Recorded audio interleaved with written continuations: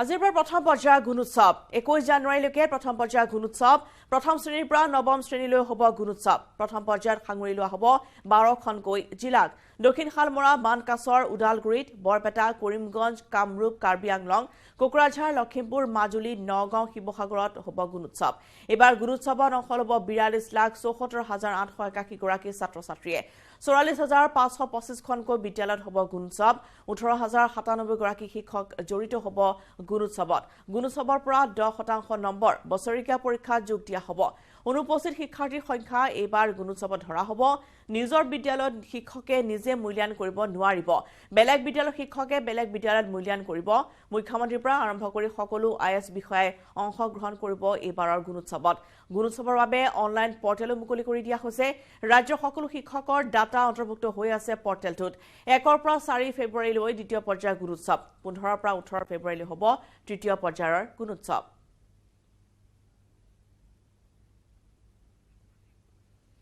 আৰু আজিৰ পৰা ৰাজ্যৰ 12খন জিলাত এই বৰ্ষৰ প্ৰথম পৰ্যায়ৰ গুণোৎসৱ আৰম্ভ হ'ব শিৱসাগৰ জিলাতো 4 দিনীয়া কাৰ্যসূচীৰে অনুষ্ঠিত হ'ব গুণোৎসৱ ইতিমধ্যে প্ৰস্তুতি প্ৰায় সম্পূৰ্ণ কৰিছে বিদ্যালয়সমূহৰ আগতে শিৱসাগৰ জিলা শিক্ষা বিভাগে শিৱসাগৰ জিলাৰ মুঠ 1266খনকৈ বিদ্যালয়ত অনুষ্ঠিত হ'ব গুণোৎসৱ মুঠ 73,532 গৰাকী ছাত্ৰ ছাত্ৰীয়ে ল'ব অংশ আৰু এই মুহূৰ্তত শিৱসাগৰ এখন বিদ্যালয়ত উপস্থিত আছে আমাৰ শিৱসাগৰ সাংবাদিক প্ৰদীপ গগৈ আমি আপোনাৰ সৈতে সংযুক্ত হৈছো যিহেতু 12খন জিলাৰ শিৱসাগৰতো 4 দিনীয়া কাৰ্যসূচীৰে গুণোৎসৱ অনুষ্ঠিত হ'ব গতিকে কেনেধৰণৰ প্ৰস্তুতি বিদ্যালয়সমূহত অব্যাহত আছে হয় ৰশ্মিতা মই বৰ্তমান উপস্থিত আছো শিৱসাগৰ বেজবৰুৱা উচ্চতৰ মাধ্যমিক বিদ্যালয়ত আৰু মই পোনপ্ৰথমে সদৰি কৰিব বিচাৰিছো যে শিৱসাগৰ জিলাত মুঠ 1266খন বিদ্যালয়ত গুণোৎসৱ আজিৰ পৰা আৰম্ভ হৈছে 4 দিনীয়া কাৰ্যসূচীৰে আৰু এই 1266খন বিদ্যালয়ত মুঠ 73,572 গৰাকী ছাত্ৰ ছাত্ৰী আছে আৰু আজি প্ৰথম দিনা স্বমূল্যায়ন হৈছে আৰু ইয়াৰ পিছত পৰৱৰ্তী পৰ্যায়ত বাকী কাৰ্য 3 দিন ধৰি চলিব গুণোৎসৱ আৰু মই এই মুহূৰ্তত আৰু এটা কথা জনাব বিচাৰিছোঁ ৰশ্মিতা যে শিৱসাগৰ জিলাত প্ৰথমবাৰৰ বাবে এইবাৰ গুণোৎসৱত 5খন চাহ বাগিচাৰ আদৰ্শ বিদ্যালয় সংযোজন কৰা হৈছে আৰু মই দেখুৱাইছোঁ বৰ্তমান বেজবৰুৱা উচ্চতৰ মাধ্যমিক বিদ্যালয়ৰ গুণোৎসৱৰ পৰিৱেশ এয়া দেখিছে তেওঁলোকে ছাত্ৰ ছাত্ৰীসকলক আজি কি ধৰণৰ কি কৰিবলৈ দিয়া হ'ব আৰু শিক্ষক শিক্ষয়িত্ৰীসকলে কি ধৰণৰ ভূমিকা ল'ব মই এই সন্দৰ্ভত জানিব বিচাৰিম ইয়াৰ বিদ্যালয়খনৰ অধ্যক্ষা আছে বাইদেউ কেনেকুৱা ধৰণৰ কি এবাৰ হ'ব আজি কি হ'ব ধন্যবাদ আজি আমাৰ স্বমূল্যায়ন আৰু আপোনালোকক জনাবলৈ পাই সুখী যে গত 3টা বৰ্ষত শিৱসাগৰ জিলাই প্ৰথম স্থান অধিকাৰ কৰিবলৈ সক্ষম হৈছিলে গুণোৎসৱত আৰু আমিও খুব উদ্যমেৰে আগবাঢ়িছোঁ এইবাৰ চতুৰ্থবাৰৰ কাৰণেও শিৱসাগৰ জিলাই প্ৰথম স্থান অধিকাৰ কৰিব আমাৰ বিদ্যালয়ত এইবাৰ 6ষ্ঠ শ্ৰেণীৰ পৰা নৱম শ্ৰেণীলৈকে 335 জন ছাত্ৰ ছাত্ৰী গুণোৎসৱত অৱতীৰ্ণ হ'ব আৰু আমি দেখা পাইছোঁ আমাৰ আটাইবোৰ ছাত্ৰ ছাত্ৰীয়ে উপস্থিত আজি স্বমূল্যায়নৰ দিনা আজি আছে আমাৰ পঠন গতিকে আমি এই পঠন শৈলী এই মুহূৰ্তৰ পৰা আমি আৰম্ভ কৰিম আমাৰ সেই কাৰণে ইনভিজিলেটৰো নিয়োগ কৰি থৈছোঁ তেখেতলোকে আজি আমাৰ পঠন ল'ব আৰু ছাত্ৰ ছাত্ৰীসকলক তাৰ পাছতে আমাৰ দৈনিক যিখিনি কাৰ্যসূচী শাৰীৰিক ব্যায়ামৰ পৰা ইত্যাদি কৰি যোগ অভ্যাস এই সকলোবিলাক আমি পিছবেলালৈ ৰাখিছোঁ সেইখিনি কাৰ্যসূচীও আমাৰ সমাপন হ'ব আৰু আমাৰ বিদ্যালয়ত বহি মূল্যায়ন হ'ব 20 জানুৱাৰীত আৰু সেইদিনাখনো আমি আজিৰ দৰে প্ৰস্তুতি চলাই সেইদিনাখনো আমাৰ ছাত্ৰ ছাত্ৰীসকলে উদ্যমেৰে আমাৰ এই গুণোৎসৱত অংশগ্ৰহণ কৰিব বুলি আমি আশা কৰিছোঁ গত যিকেইটা গুণোৎসৱ হৈ গ'ল সেইকেইটাতো আমাৰ বিদ্যালয়ে সুফল লাভ কৰিছে তাৰ কাৰণে আমি খুব সুখী আৰু ছাত্ৰ ছাত্ৰীসকলৰ লগতে সমগ্ৰ শিৱসাগৰ জিলাৰ সকলো বিদ্যাৰ্থী আৰু শিক্ষাগুৰুসকললৈ সশ্ৰদ্ধ শুভেচ্ছা জ্ঞাপন কৰিছোঁ যাতে আমাৰ এই গুণ উৎসৱ সাফল্যমণ্ডিত কৰাত সকলোৱে আগভাগ লয় আৰু সকলোৱে যাতে সহায় কৰে হয় ৰশ্মিতা এয়া তেওঁলোকে প্ৰস্তুতি চলাইছে আজি ইতিমধ্যে সম্পূৰ্ণ কৰিছে আৰু আজি স্বমূল্যায়ন হ'ব আৰু এইবাৰ আৰু এটা লক্ষণীয় দিশ হ'ল শিৱসাগৰ জিলাত এইবাৰ মুঠ প্ৰায় 500 গৰাকী নিৰীক্ষক নিয়োগ কৰিছে ৰাজপত্ৰিত বিষয়াসকলো যাব সেইদৰে শিক্ষা বিষয়া যাব আৰু বিভিন্ন এবাৰ বিদ্যালয়সমূহত আৰু এটা দেখা যাব যে বিদ্যালয়সমূহৰ নিজ নিজ শিক্ষক শিক্ষয়িত্ৰীসকলে আজি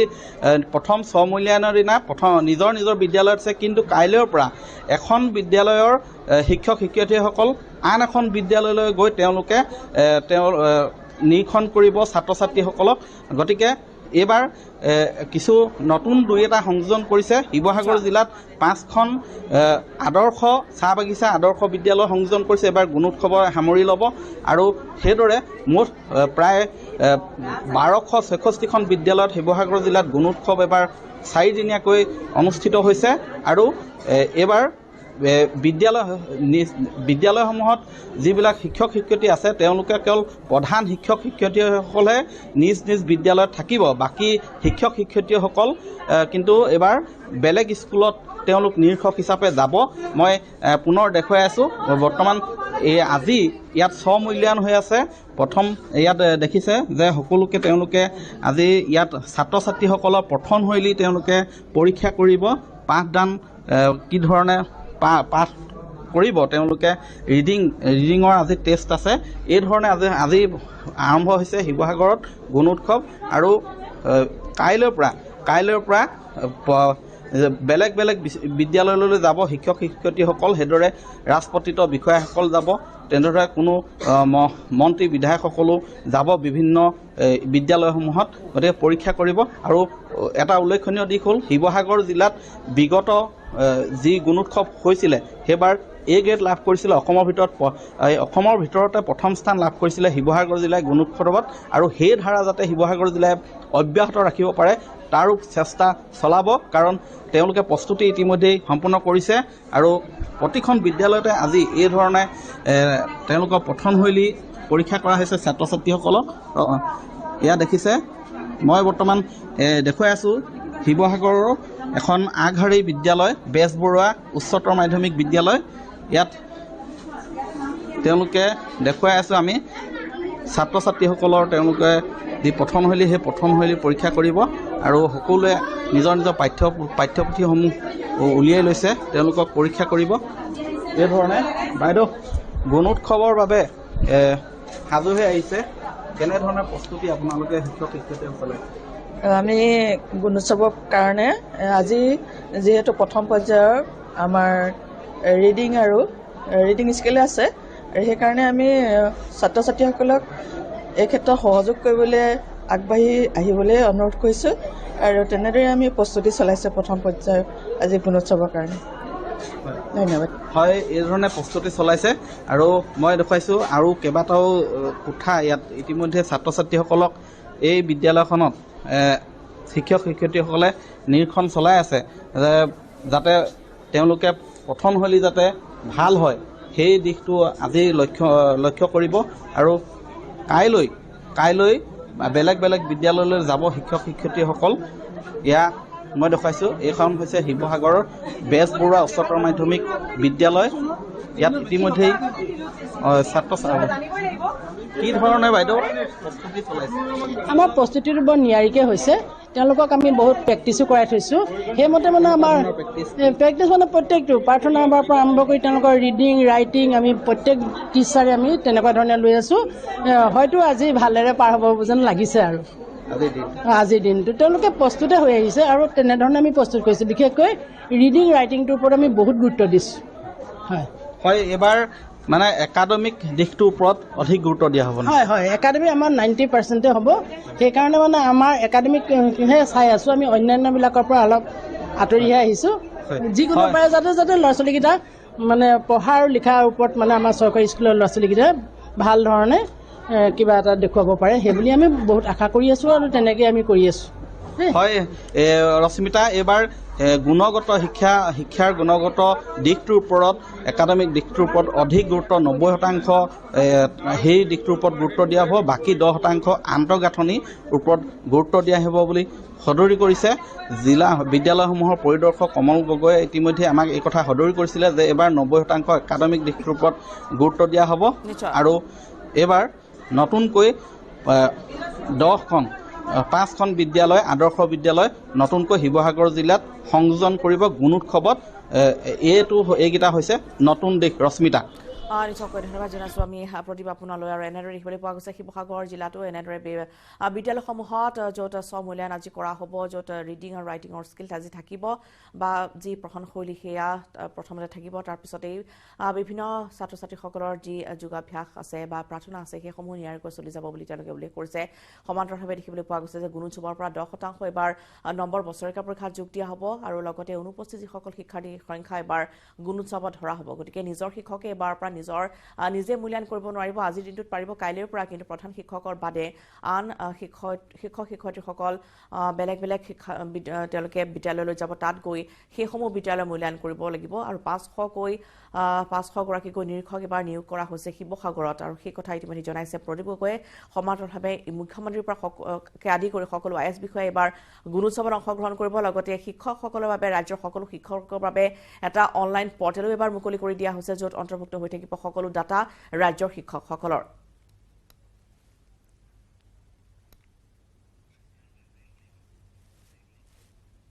খবৰ দিছা মাত্ৰ সময় হ'ল আনটি বিৰতিৰ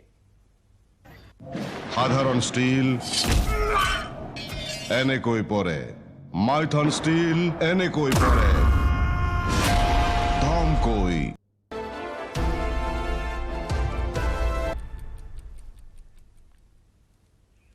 উদ্দেশ্য বাতৰি মাছলৈ 2024 লোকসভা নিৰ্বাচনক লৈ ফুল কনফিডেন্ট মৌলানা বদৰুদ্দিন আজমল ধুবুৰী লোকসভাত আজমলৰ লগত নিৰ্বাচন খেলিবলৈ প্ৰত্যাহ্বান জনালে কংগ্ৰেছৰ 4গৰাকী প্ৰাৰ্থীক কংগ্ৰেছৰ 4গৰাকী প্ৰাৰ্থীয়ে একেলগে নিৰ্বাচন খেলিলেও পাত্তা নাপায় বুলি দাবী আজমলৰ পুনৰ সাংসদ হ'ব বুলি দাবী এইউডিএফৰ প্ৰধান বদৰুদ্দিন আজমলৰ ইফালে এইউডিএফৰে মিত্ৰতা সন্দৰ্ভত অসম প্ৰদেশ কংগ্ৰেছৰ লগত কোনো কথা নাপাতে আজমলে এইউডিএফৰ মিত্ৰতা আছে খুদ দিল্লীৰ লগত এই তাৎপৰ্যপূৰ্ণ মন্তব্য স্বয়ং এইউডিএফ প্ৰধান তথা সাংসদ বদৰুদ্দিন আজমলৰ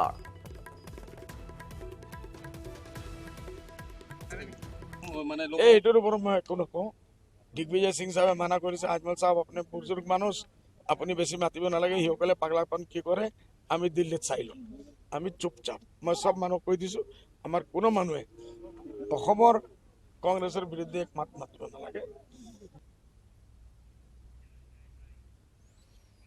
ধুবুৰী লোকসভা সমষ্টিৰ সম্ভাৱ্য প্ৰাৰ্থী তালিকাক লৈ অজ্ঞতা প্ৰকাশ কৰিছে ৰকিবুল হুছেইনে বিজেপিক প্ৰতিহত কৰাৰ স্বাৰ্থত ধুবুৰীত আজমলক পৰাভূত কৰিব লাগিব বুলি মন্তব্য ৰকিবুলৰ আজমলৰ লগতে মুখ্যমন্ত্ৰী হিমন্ত বিশ্ব শৰ্মাকো তীব্ৰ কটাক্ষ বিৰোধী দলৰ উপদলপতি তথা কংগ্ৰেছৰ বিধায়ক ৰকিবুল হুছেইনৰ পৰাভূত কৰিবলৈ হলে বিজেপিয়ে যাৰ গাত ভেজা দি আজি বৈতৰণি পাৰ হ'ব খুজিছে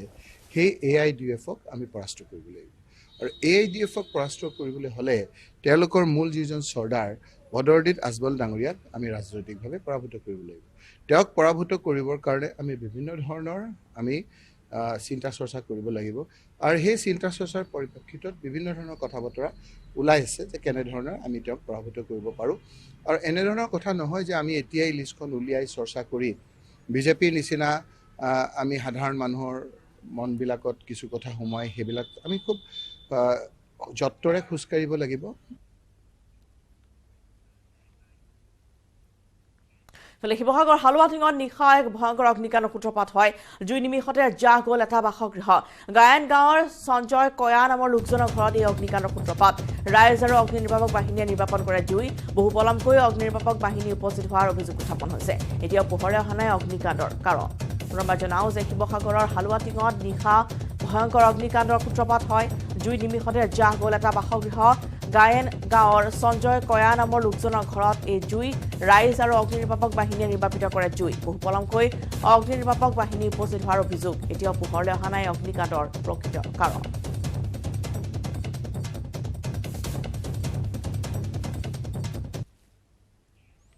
বিজেপিৰ ৰাষ্ট্ৰীয় সভাপতি জেপি নাড্ডাৰ নেতৃত্বতে আগন্তুক বিধানসভা আৰু লোকসভা নিৰ্বাচনৰ ৰণত নামিব গেৰুৱা বাহিনী নিৰ্বাচনৰ প্ৰতি লক্ষ্য ৰাখি বৃদ্ধি কৰা হৈছে বিজেপিৰ ৰাষ্ট্ৰীয় সভাপতি জেপি নাড্ডাৰ কাৰ্যকাল 2024 জুন মাহলৈ বিজেপিৰ ৰাষ্ট্ৰীয় সভাপতি ৰূপে থাকিব জেপি নাড্ডা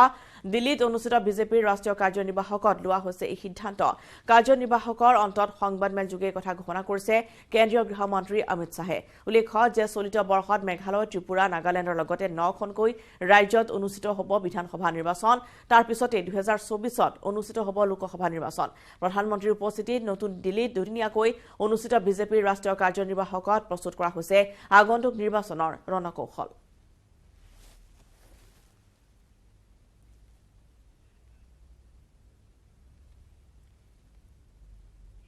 মাজুলী লুইতৰ কাষত ডেকাচাঙত অনুষ্ঠিত হৈছে মনগীত 2023 মনগীতত অংশগ্ৰহণ কৰিছে ৰাষ্ট্ৰীয় আৰু আন্তঃৰাষ্ট্ৰীয় শিল্পীৰ লগতে বিভিন্ন স্থানৰ প্ৰশিক্ষাৰ্থীয়ে ৰাষ্ট্ৰীয় আৰু আন্তঃৰাষ্ট্ৰীয় শিল্পীসকলে আগবঢ়াইছে সংগীতৰ শিক্ষা আনহাতে এই মনগীতৰ যোৱা 4টা বছৰৰ যাত্ৰাক এক সফল যাত্ৰা বুলি অভিহিত কৰে আন্তঃৰাষ্ট্ৰীয় খ্যাতিসম্পন্ন শিল্পী আদিল হুছেইনে বিয়লি মনগীত উৎসৱ অংশগ্ৰহণ কৰে অংগৰাগ পাপন মহন্তই মনগীত মহোৎসৱত অংশগ্ৰহণ কৰে আদিল হুছেইন পাপন নীলোৎপল বৰাকে ধৰি বহুকেইগৰাকী জনপ্ৰিয় শিল্পীয়ে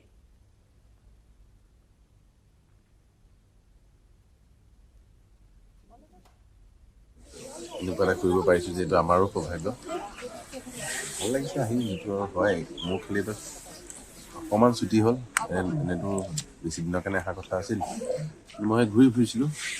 আজি কৰ্ণাটকৰ পৰা আহিছোঁ ফেষ্টিভেল এটা আছিলে গতিকে অকণ মোৰ দুখ একচুৱেলি নামি দি পেলাই দুখহে লাগিছে এদিনৰ কাৰণে আহিব নাপায় আৰু এনেকুৱা লাগিছে লম্বাকৈ আহিব পাৰিলে আৰু ভাল পালোঁ আজিকালি খুব কমাৰ্চিয়েল পৃথিৱীখন য'ত সকলো আমাৰ আৰ্টিষ্টৰো এটা যিটো প্ৰফেশ্যন হৈ গৈছে গতিকে এনেকুৱা এটা হোৱাটোৱে বৰ এটা ডাঙৰ কথা সময় ওলাই সকলোতো ব্যস্ত আহিব পাৰিছে কৰিছে গতিকে এইটো অলৰেডি ভাল ইয়াত কৰিবলৈ এইখিনিকেই ইয়াতকৈ আৰু বঢ়াবলৈ নাই মই বৰ্তমান উপস্থিত আছোঁ মাজুলীৰ লুইতৰ পাৰত আন্তঃৰাষ্ট্ৰীয় ৰাষ্ট্ৰীয় শিল্পীসকলৰ সমাহাৰ ঘটিছে যিহেতু মাজুলীত মননশীল গীতৰ এক কাৰ্যসূচী চলিছে মনগীত 2023 আৰু মনগীতৰ লগতে মন মৃত্তিকা যি ভাস্কৰ্য শিল্পীৰ কাৰণে আৰু মন তুলিকা চিত্ৰশিল্পীৰ কাৰণে শিকাৰুসকলক এক বিশেষ গতি দিয়াৰ ক্ষেত্ৰত মনগীতে 4 বছৰ ধৰি এই মনগীতৰ কাৰ্যসূচী ৰূপায়ণ কৰিছে আৰু এই বছৰো বিভিন্ন শিকাৰু ইয়াত আহি সমস্যা লাইভৰ পৰা বিদায় লোৱাৰ নমস্কাৰ সাধাৰণ ষ্টীল